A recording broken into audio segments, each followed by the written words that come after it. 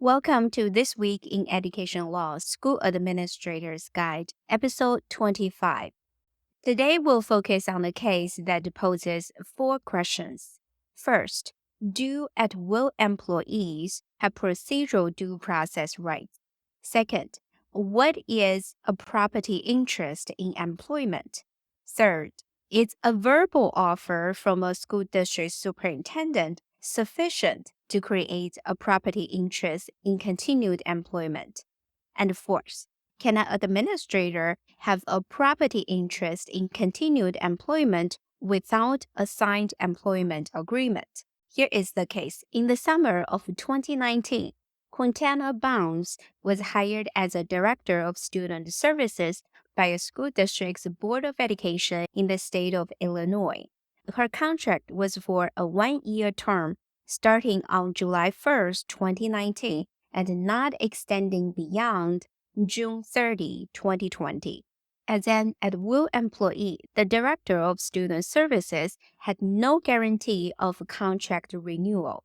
When her superintendent, Dr. Earline Scott, evaluated her performance in February 2020 and told the director that she would recommend the board that the director's employment be renewed for the forthcoming school year due to the director's excellent performance. The director asked for a raise, but the superintendent indicated that her salary and all other terms of her contract would remain the same as in the prior year. The director agreed and had a mutual understanding with the superintendent that her employment, subject to the board's approval, would be renewed on those terms. On March 17, 2020, the board gathered to deliberate on retaining administrators and review their contracts. After identifying necessary amendments, they decided to postpone the vote. Then, on March 24th, during a closed session, the board approved the employment agreements for the Director of Student Services from July 1st, 2020 to June 30, 2021. The board president wasted no time emailing the agreements to the superintendent. The next day, the superintendent emailed the Director of Student Services her contract with a March 31st deadline for her signature. Upon closer inspection, the director discovered that her vacation days had dropped from 20 to 15, a change that applied to all administrators' contracts. The superintendent advised her to address this concern with the board president. Later that day, the director of student services fell ill with a presumptive case of COVID-19. Despite being advised to quarantine for 14 days and making multiple emergency room visits, she persevered, completing some work from home. However, she failed to sign and return her contract.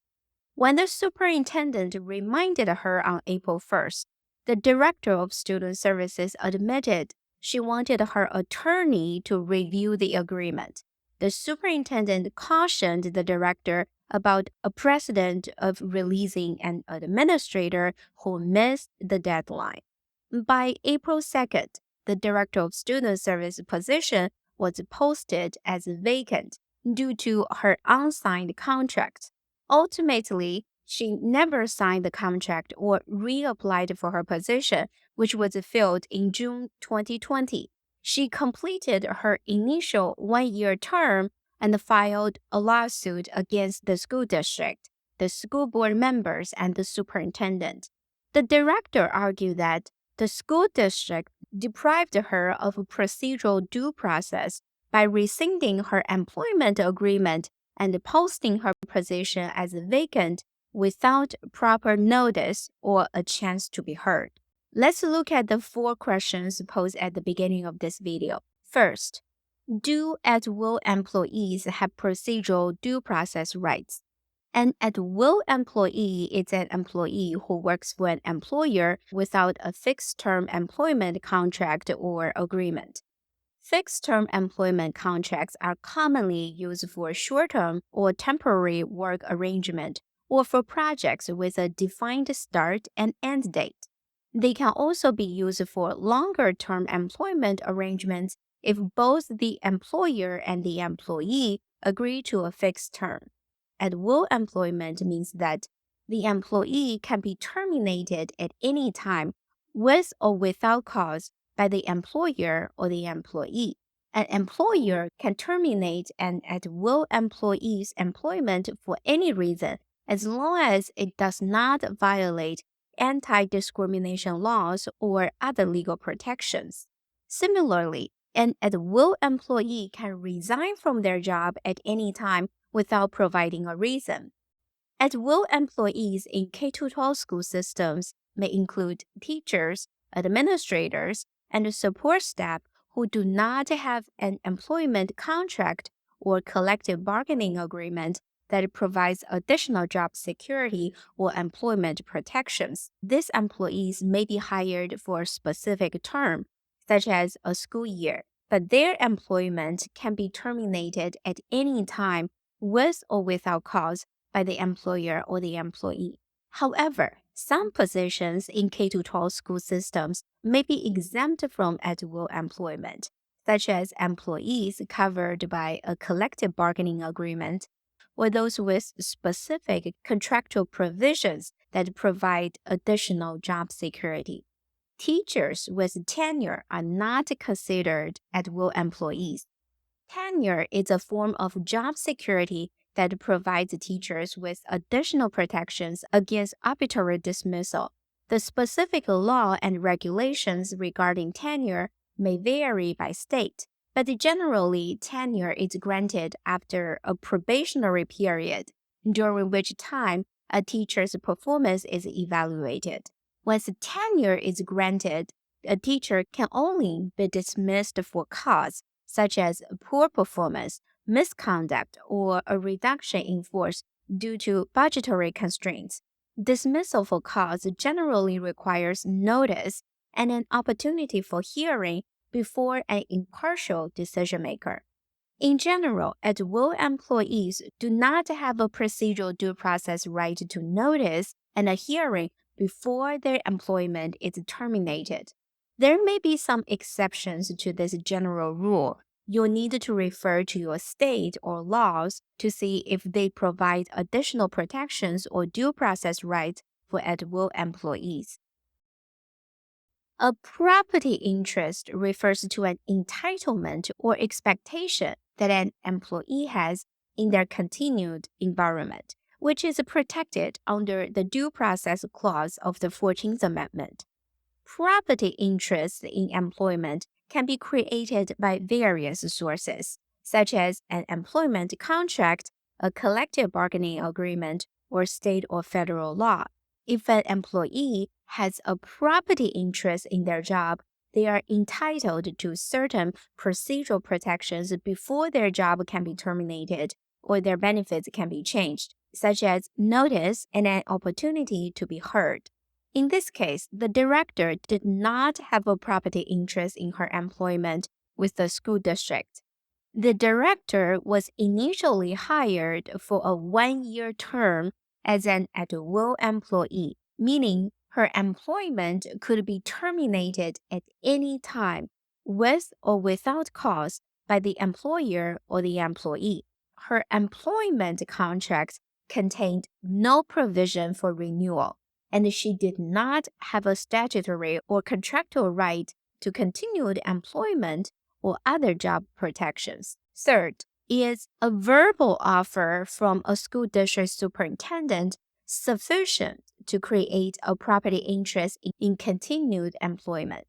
In general, a verbal offer from a superintendent may be sufficient to create a property interest in continued employment if the offer includes definite terms and conditions of employment and the employee reasonably relies on that offer to their detriment. For example, by declining other job offers or making financial decisions based on the expectation of continued employment.